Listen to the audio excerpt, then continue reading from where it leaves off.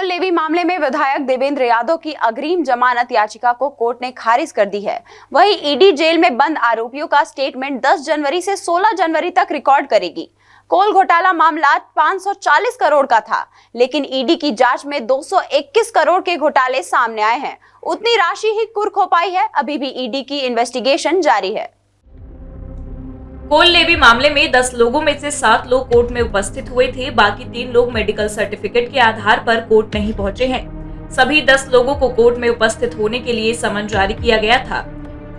कुछ लोगों के समन तामील हुए थे और कुछ लोगों के समन तामील नहीं हुए थे। जिनकी समन तामील नहीं हो पाए थे उनको फिर से समन भेजा गया है। जिन लोगों को समन तामील हुआ था बावजूद इसके कोर्ट में उपस्थित नहीं हुए हैं, जिसमें देवेंद्र यादव, राम प्रताप सिंह, विनोद तिवारी और अनुराग चौरसिया को कोर्ट ने 500-500 रुपए के जमानती वारंट जारी किए हैं। कोल देवी मामले में देवेंद्र यादव की तरफ से अग्रिम जमानत याचिका कोर्ट में लगाई गई थी, लेकिन दोनों पक्षों की दलील सुनने के बाद कोर्ट ने जमानत याचिका खारिज कर दी। सभी को कोर्ट से समन जारी किया गया था उपस्थित होने के लिए। तो कुछ लोगों के जो समन हैं वो तामील होके आए, कुछ लोगों के समन जो है वो तामील नहीं होके आए।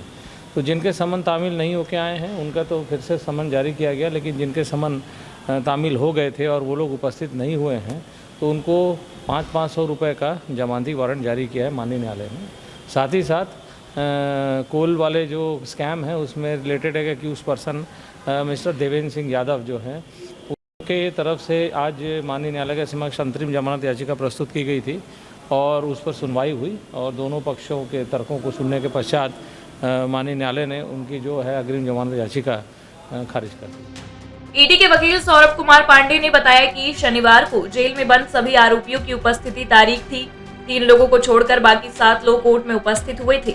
इन 3 लोगों में सौम्या चौरसिया, रानू साहू और निखिल चंद्राकर ने मेडिकल लगाकर कोर्ट आने में असमर्थता जताई थी। बाकी 7 लोग उपस्थित हुए थे, जिसमें सूर्यकांत तिवारी, सुनील अग्रवाल, शिवशंकर नाग, समीर बिश्नोई, लक्ष्मीकांत तिवारी, दीपक टांग और राजेश चौधरी शामिल हैं। आगामी तारीख कोर्ट ने अब 2 मार्च को दी है। राम गोपाल अग्रवाल के खिलाफ नॉन अवेलेबल वारंट जारी करने के लिए ईडी ने कोर्ट से कहा, कोर्ट ने खारिज कर दिया है।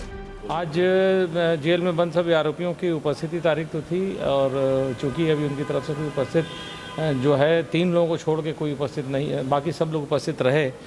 सौम्या चौरसिया, रानू साहू और निखिल चंद्राकर को छोड़ करके बाकी सारे लोग उपस्थित थे आज माननीय न्यायालय के समक्ष। और इन 3 की तरफ से जेल के डॉक्टर का एक सर्टिफिकेट आया है कि इनके शरीर में कहीं दर्द है, इसलिए इनको नहीं लाया गया है। विभाग के द्वारा एक आवेदन पत्र माननीय न्यायालय के समक्ष प्रस्तुत किया गया था, जिसमें कि नॉन अवेलेबल वारंट जो है वो राम गोपाल अग्रवाल के विरुद्ध जारी किया जावे ऐसी याचना की गई थी। लेकिन तर्कों को सुनने के पश्चात और यह मानते हुए कि भाई अभी जो ईडी अथॉरिटी है उसके पास ऑलरेडी पीएमएलए में पावर्स ग्रांटेड हैं, तो उस आवेदन पत्र को माननीय न्यायालय ने निरस्त कर दिया है।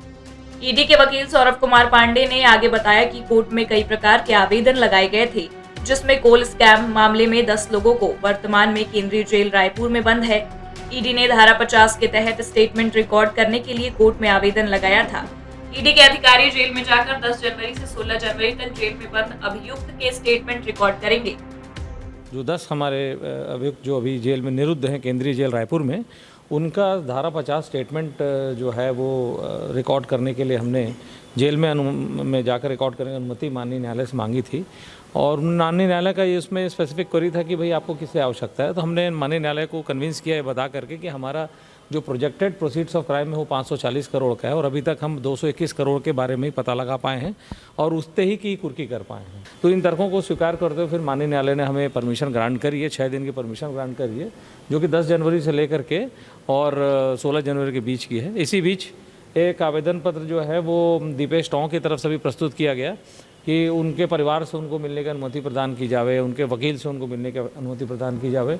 तो माननीय न्यायालय ने उसमें जेल अथॉरिटीज़ को ज्ञापन जारी करते हुए यह कहा है कि भाई जो भी क्या कहते हैं जेल मैनुअल के अनुसार जो कार्रवाई हो वो की जा सकती है। रायपुर से इंडिया टाउन न्यूज़ के लिए प्रेम निर्मलकर की रिपोर्ट।